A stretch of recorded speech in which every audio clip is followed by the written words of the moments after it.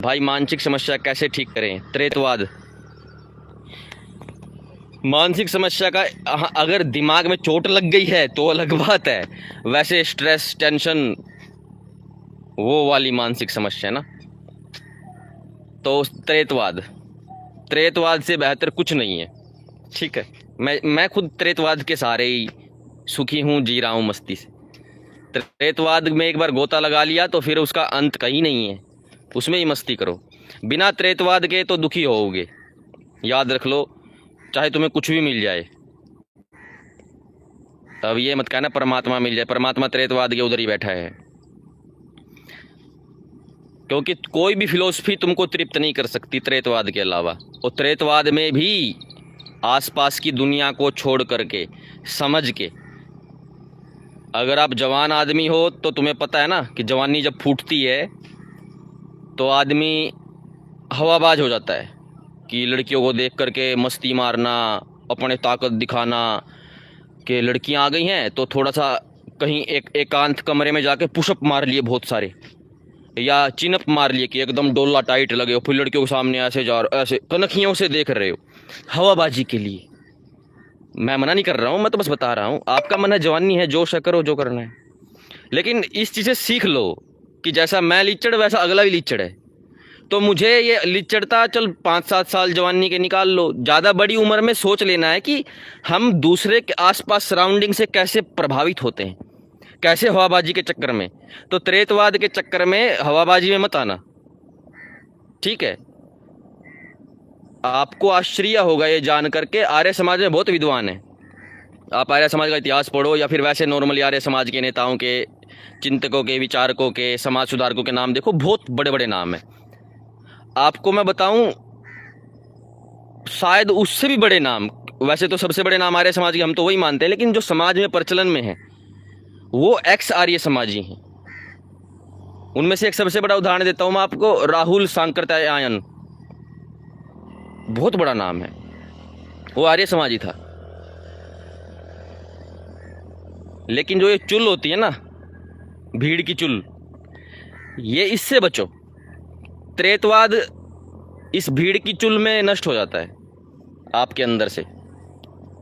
वो भीड़ आपके अंदर एक ऐसा गुण उत्पन्न कर देगी कि मैं खुद, मतलब कि जवान आदमी एक्टर होता है, वो फुल्ली एक्टर होता है, वो हर चीज़ की एक्टिंग उतारता है। मतलब कि साइंटिस्ट बनने की कोशिश करेगा तो बालों में कंघी करना छोड़ देगा, और भाई मैं वो नहीं करता, मैं वो एक्टिंग करेगा, बस उस फील्ड के महान व्यक्ति की कॉपी करेगा, और कंसेप्ट कुछ भी क्लियर नहीं किसी भी फील्ड का। इस चीज़ से बचो। आपको हर साल में एक बार लगना चाहिए कि मैं तो बिल्कुल जीरो हूँ यार, मुझे कुछ भी नहीं पता। और वो तब आएगा जब दुनिया से थोड़ा हटोगे, दुनिया की भीड़ से थोड़ा हटोगे, ऑब्जर्वेशन पे ध्यान दो कि मैं चल रहा हूँ, मैं जा रहा हूँ, कोई लड़की आ गई सुंदर सी, जवान आदमी के लिए ये बात, वैसे बुढ़ों में भी चलती है ये बात, तो मैं एकदम से, मेरा सिस्टम चेंज हो जाता है। उसके लिए मैं किसी भी हद तक गिर जाने के लिए तैयार होता आदमी। तो आपको उस चीज़ को सोचना है कि हाँ, इस चीज़ में तो फिर मैं अपनी ही शेखी बगाड़ दूंगा, अपने आप को ही ज़्यादा हवाबाज बना लूँगा, और फिर आपके अंदर से नॉलेज निकल जाएगी। याद रखना इस बात को, ठीक है। भीड़ में बैठोगे तो फिर आदमी सोचता है कि मैं अपने नाम को उजागर करूं, अपना नाम बड़ा करूं, मेरा नाम हो, मेरा ये हो। तो फिर वो क्या करता है, रियल फिलोसफी से नीचे गिर जाता है। ठीक है, 1 मिनट रुको, इसको एकांत में बैठना है। और ये चीज़ बड़ी ही खतरनाक होती है, इससे बचना बड़ा औखा होता है इस चीज़ से। तो कहीं तुम भी एक्स आर्य समाजी बन जाओ, तुम्हारे समझ में ही ना आए बातें हैं।